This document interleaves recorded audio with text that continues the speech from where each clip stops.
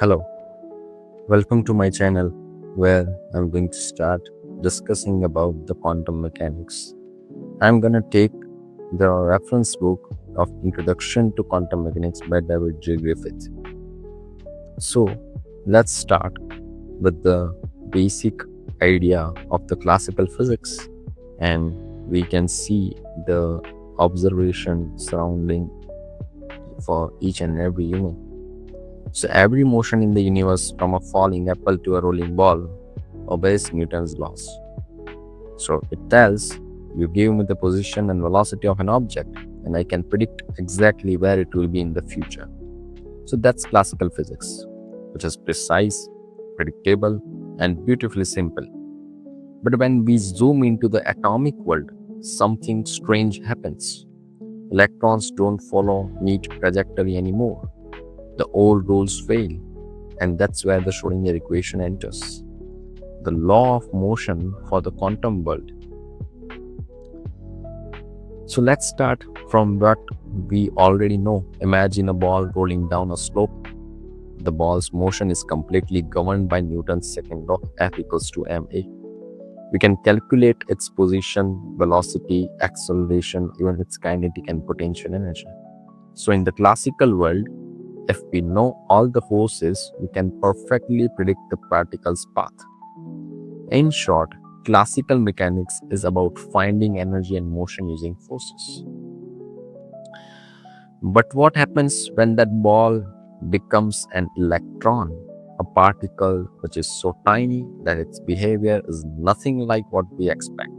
We can't simply apply F equals to ma anymore, right? The moment we try to measure where the electron is, it changes. That's why I always say to my students that electrons are a naughty particle. It doesn't have a definite path, only a probability of being found somewhere. The concept of trajectory, so called, disappears. Instead, the electron is described by a mysterious mathematical object, that is the wave function.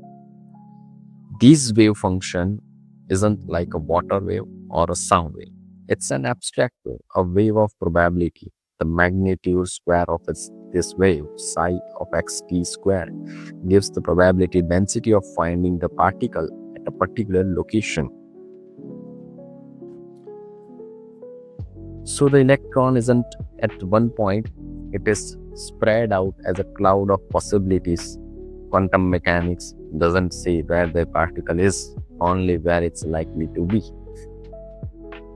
But this wave, it's not random, right? Like how Newton's second law governs motion, there's a similar rule that governs how psi evolves in time. That rule is time-dependent Schrödinger equation. So we can see two forms of Schrödinger equations. The one of them is time-dependent and the other one is time-independent. It might look complex, but it's just a quantum version of F equals to ma. It connects the particle's energy and the shape of its wave function. On the left-hand side, IH cross del psi by del t tells us how psi changes in time. And on the right-hand side, we have two terms, one for kinetic energy and one for potential energy. So the equation says the change in the wave function over time equals to how its curvature interacts with the potential energy landscape.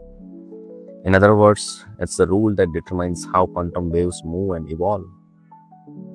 Now, what does psi really mean physically? Max Born proposed that it doesn't describe the material wave itself.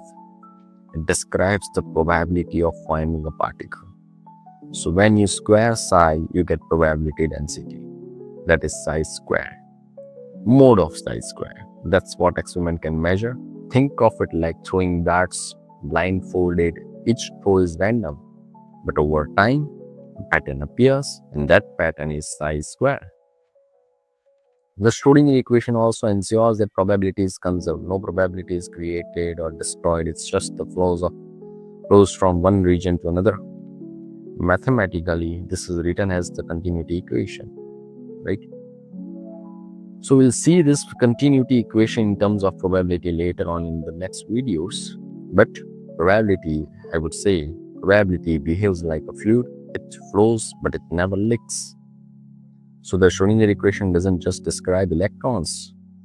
It describes everything that's small enough to behave quantum mechanically: atoms, molecules, semiconductors, even light itself. It's the rulebook that microscopic world. In this first step, we discovered how classical laws fail and how Schrödinger equation rises to describe reality through probabilities.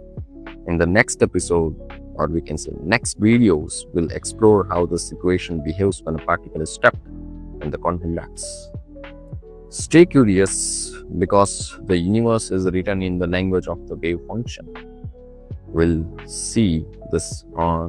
discuss this on the later videos. And for that, right now, I'm Cafeteria signing off. We'll meet in the next video. Please like, subscribe, and share with your friends. And also turn on the bell notification so you can regularly get the updates.